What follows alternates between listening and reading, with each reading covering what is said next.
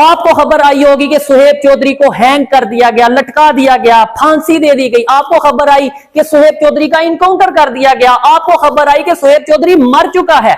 लेकिन आज सुहेब चौधरी फिर से आपके सामने कैसे मौजूद है? सुहेब चौधरी वाकई में मर चुका था। एक दफा अपने प्राइवेट गनमैन के थ्रू रात के 2 बजे मेरे घर में एंटर होते हैं और मुझे उठा के ले जाया जाता है। मैं उन लोगों को खुला चैलेंज करता हूं कि सुहेब चौधरी ना डरा था, ना डरा है और ना डरेगा। मरेगा सुहेब चौधरी, मरेगा। और आर्मी की बात रही, मैं डायरेक्ट कहता हूं और एडिटर को कहूंगा इस टेक को 10 बार लगाओ। आर्मी की बात रही, मुझे जहां पे लगेगा किसी भी अदारे में कहीं पे भी कोई इंसान गलत कर रहा है, पाकिस्तान का नुकसान कर रहा है, मैं उस अदारे के उस इंसान, उस शख्स, उस इंडिविजुअल के खिलाफ कानून के दायरे में रहते हुए जरूर बोलूंगा और यह मेरा हक है। मुझे तो नहीं पता नेक्स्ट वीडियो भी मैं अपलोड कर पाऊंगा या नहीं कर पाऊंगा, लेकिन अगर वीडियो आई, जब तक आएगी मैं नंगा करूंगा उन लोगों को जो पाकिस्तान के दुश्मन है। मैं नंगा करूंगा उन लोगों को जिन्होंने मेरे साथ ये सब कुछ किया। एक एक चीज वीडियो के साथ, प्रूफ के साथ लगाऊंगा कि क्या क्या मेरे साथ किया गया है। उनका मकसद क्या था कि सुहेब चौधरी की पॉपुलैरिटी पाकिस्तान में, पूरी दुनिया में दिन ब दिन एज ए पाकिस्तानी यूथ बढ़ती नजर आ रही है। पाकिस्तान के नौजवान, पाकिस्तान की नौजवान लड़कियां, पाकिस्तान के नौजवान लड़के सुहेब चौधरी के साथ मिलते नजर आ रहे हैं। मेरे ऊपर हर तरह का दबाव डाला गया। अल्लाह को, अपने ऊपर वाले को हाजिर नाजिर जान के कहता हूं कि मुझे दिखाया गया, मुझे बताया गया कि तुम्हारे ऊपर 3 FIR हैं। शर्म कर लो, थोड़ी शर्म कर लो। पाकिस्तान को आपने इस पोजीशन पे, स्टेज पे ला खड़ा किया है। कभी किसी का मुंह बंद करवा दोगे कि भाई ये इंडिया की तारीफ करता है, कभी किसी पे टैग लगा दोगे ये इंडिया की तारीफ करता है। मुझे बताओ मैंने झूठ क्या बोला? सुहेब चौधरी आपके सामने वापस आ गया तो आप सभी यूट्यूबर अपने बिलों से निकलेंगे। कोई आके कुछ ड्रामा करेगा, कोई आके कुछ रोना रोएगा, जी मेरे साथ तो ये हो गया। मैं जानता हूं कि मैंने मौत को कितने करीब से देखा है, जिसपे मैं जानता हूं कि मैं ये समझ चुका था कि हर दिन ये सोचता था कि शायद आज ये मेरा आखिरी दिन होगा। जी तो दोस्तों, मैं हूं सुहेब चौधरी और आज 21 दिन के बाद आप मुझे देख रहे हैं मेरे और आपके YouTube channel real entertainment TV पर। डेफिनेटली जिस तरीके से मेरे घर वालों के माइंड में बहुत से सवालात, बहुत से ख्यालात और बहुत सा डर था कि आखिर सुहेब चौधरी कहां है, उसी तरीके से मेरी YouTube, मेरी सोशल मीडिया फैमिली के माइंड में भी बहुत से सवालात होंगे। आप लोग जो मुझे डेली बेस पे देखते हैं, लास्ट 3 ईयर से हर रोज मेरे वीडियोस देखते थे, आप लोग भी परेशान होंगे। और ये मेरा उतना ही यकीन है कि जैसे मेरी मदर मेरे लिए परेशान थी, जैसे मेरा भाई मेरे लिए परेशान था, जैसे मेरे फैमिली मेंबर्स मेरे लिए परेशान थे, सेम उसी तरीके। नमस्कार दोस्तों, जय हिंद जय भारत। दोस्तों, पाकिस्तान में चल रही सियासतदानों ने पाकिस्तान यूट्यूबर्सों को किया टॉर्चर, पाक मीडिया ने खोली पाकिस्तान की पोल। तो क्या है पाक मीडिया का रिएक्शन, आइए देखते हैं। वीडियो देखने से पहले अपने चैनल को सब्सक्राइब नहीं किया, सब्सक्राइब करें, कमेंट करें, वीडियो अच्छी लगे लाइक करें, शेयर करें। आइए देखते हैं वीडियो। जय हिंद जय भारत, वंदे मातरम, भारत माता की जय। क्या मेरा सॉफ्टवेयर अपडेट हो गया? क्या नायला पाकिस्तानी पर आने वाले दिनों में कोई वीडियो अपलोड होगी या नहीं होगी? मुझे मेंटली कितना टॉर्चर किया गया? कौन लोग थे जो हमें उठा के लेके गए? कौन लोग थे जिन्होंने मुझसे मेरी 2 माह की बेटी को छीन लिया? कौन थे जो चाहते थे कि नायला पाकिस्तानी हमेशा हमेशा के लिए बंद हो जाए? मेरी फैमिली को मेंटली टॉर्चर किया गया, मुझे एक कमरे में रखा गया और वहां पर मेरे साथ क्या सलूक किया गया। आज की वीडियो में इन तमाम बातों का मैं खुलासा करने जा रही हूं। सच आज आपके सामने रखूंगी। क्या वाकई सॉफ्टवेयर अपडेट हो गए हैं? लाहौरी यूट्यूबर्स आखिर कहां थे और एक एक करके अब जो है कैसे बाहर आ रहे हैं और क्यों अपने चैनल पर एक्टिव हो रहे हैं, जबकि वो चैनल जो 1 महीने से खामोश है। हेलो फ्रेंड, मैं शाइला खान और आप देख रहे हैं नायला पाकिस्तानी रिएक्शन। दोस्तों, आज का वीडियो बहुत ज्यादा इंपॉर्टेंट है क्योंकि मेरे लाखों फैंस, मेरे लाखों सब्सक्राइबर ये बात जानने के लिए मुंतजिर थे कि मैं कहां थी, मैं क्यों वीडियो अपलोड नहीं कर रही थी, क्या हुआ मेरे साथ। और सोशल मीडिया पर जो कई दिनों से एक ही बात चलाई जा रही है कि पाकिस्तानी यूट्यूबर्स कहाँ गए। कोई कह रहा था कि हैंग आउट हो गए, किसी का इनकाउंटर हो गया, और मुझसे रिलेटेड भी बहुत सी फेक खबरें फैलाई गई कि शाइला को मार दिया गया है और ये वो। लेकिन आज का जो वीडियो वो बहुत ज्यादा इंपॉर्टेंट है। क्या हमारे सॉफ्टवेयर अपडेट हो गए? क्या हम इंडिया वर्सेस पाकिस्तान के ऊपर वीडियो बना पाएंगे? क्या हम इस कंटेंट को आगे कंटिन्यू कर पाएंगे या फिर आज का ये मेरा वीडियो आखिरी वीडियो है मेरे चैनल पे। तो ये तमाम सवालों के जवाब दोस्तों मैं आज आपके सामने रखूंगी, क्योंकि मैं अपनी ऑडियंस के साथ बहुत ज्यादा लॉयल हूँ। जो मैं बात यहाँ पे रखने वाली हूँ, शायद किसी के अंदर इतनी हिम्मत नहीं थी कि वो आपको सच बता सके कि इन 25 दिनों के अंदर हमारे साथ लाहौर के अंदर क्या सलूक किया गया और किन शर्तों पे हमें जो है रिहाई दी गई।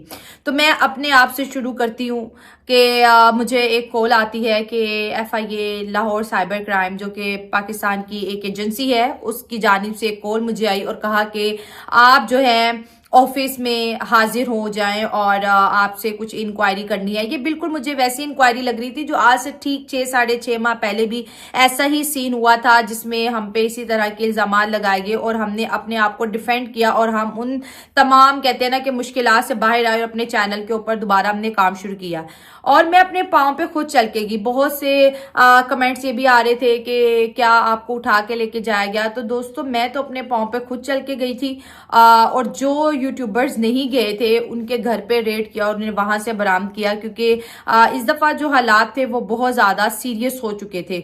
मैं तो अपने पाँव पे खुद चल के गई। तो मैं मेंटली किसी भी ऐसी बुरी सिचुएशन को फेस करना नहीं चाहती थी। मैं नॉर्मली गई और वहां जब मैं जाती हूँ तो मैंने सोचा भी नहीं था कि ये सब मेरे साथ हो जाएगा।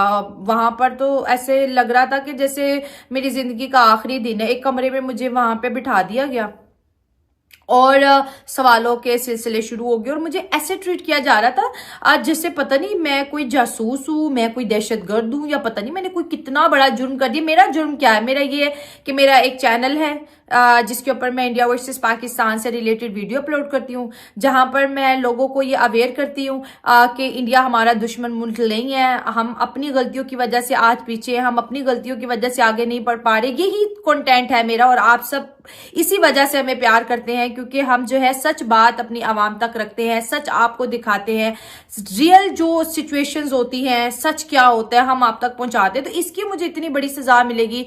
वहां पर मुझे जिस तरह से मेंटली टॉर्चर किया गया, ये 25-26 दिन कहने को तो ये दिन थे, लेकिन मैं जानती हूँ या मेरी फैमिली जानती है कि हमने ये दिन किस तरह से बिताए हैं। जब आपके ऊपर गद्दारे वतन का टैग लग जाए और जब आपको कहा जाए कि 14 साल की सजा के लिए आप तैयार हो जाएं, और एक ऐसा मुल्क जिसमें हम रहते हैं, यहाँ पर कहते हैं ना कि कमजोर के लिए एक अलग कानून है, ताकतवर के लिए एक अलग कानून है। तो आप सिर्फ और सिर्फ कहते हैं ना कि एक आपके अंदर वो जो एक उम्मीद होती है ना, वो भी खत्म हो जाती है जब आपको कह दिया जाए कि आपने जो जुर्म किया है ना उसकी सजा 14 साल है, आपको 14 साल की कैद सुना दी जाएगी। और मेंटली मतलब मैं तो एक ऑफिस में मीटिंग अटेंड करने के लिए कि FIA ने मुझे बुलाया था और फिर मुझे इस तरह से प्रेशराइज वो कर रहे थे कि मैं मान लूं कि मैंने कोई गुनाह किया। मतलब अगर मैंने इंडिया को परहेज किया तो ये गुनाह है कि मैं मान लूं। और मेरी फैमिली को टॉर्चर किया गया, मेरे हस्बैंड को टॉर्चर किया गया, मेरी 2 माँ की जो बेटी है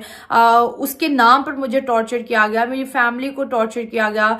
इतना टॉर्चर कि मैं तो मतलब कि ऐसे लग रहा था कि मैंने जो नहीं भी किया ना, मतलब कि जैसे वो कह रहे थे गद्दारे वतन और ये वो, आप सब मान लो और आप के फैमिली की हम जान बख्श देंगे, आपकी बेटी अब आपसे दोबारा कभी नहीं मिल पाएगी। तो आप सोचे एक माँ के दिल पे क्या गुजरे। किसी को जो है आप ये कह लें कि उनका इनविटेशन इंडिया की तरफ से S.J. शंकर का वहाँ पे एज अ चीफ गेस्ट, आप ये कह लें कि एज अ गेस्ट जो इनविटेशन वहाँ पे जाना, वो इंडिया के लिए एक बहुत बड़ी अचीवमेंट थी। उसके बाद आप ये देखें कि कैबिनेट जिसने अभी ओथ लिया था, कैबिनेट के ओथ लेने के बाद उनके फॉरेन मिनिस्टर के साथ पहली मीटिंग जो है सबसे पहले जिस फॉरेन मिनिस्टर ने किया वो S.J. शंकर। बड़ी इंपॉर्टेंट, बड़ी इंपॉर्टेंट। आपने कहा कि मुझे डॉक्टर S.J. शंकर बहुत पसंद है, तो मैं आपसे वजह पूछ सकती हूँ कि आपकी इतने मोस्ट फेवरेट क्यों है? देखें वजह उसकी ये है कि एक तो वो डेमोक्रेट है, दूसरी बात ये है कि मेरा ना मतलब पढ़े लिखे जो लोग हैं ना, जो स्कॉलर टाइप जिसे आप लोग का, वो डॉक्टर है, ठीक है, और उनका पॉलिटिक्स में डॉक्टरेट जो है उनका वो भी पॉलिटिक्स में है,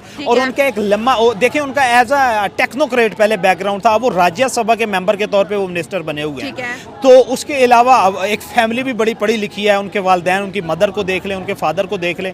दूसरा ये कह लें कि उनकी किसी किस्म की ना उसकी पूरी आप उनकी लाइफ स्टडी कर लें, किसी किस्म की कॉन्ट्रोवर्सी नहीं है। हालांकि उनकी बेगम जो है वो चाइना से हैं, लेकिन कहीं पे भी भी उसकी कोई कंट्रोवर्सी आप ये कह लें कि डिफेंस के लिहाज से, ये इंडिया में कोई बंदा जो है ना एस जयशंकर के बारे में ये नहीं कह सकता कि इसकी नीयत पे कोई बंदा जो है वो क्वेश्चन मार्क कोई भी रेज नहीं कर सकता पूरे इंडिया में।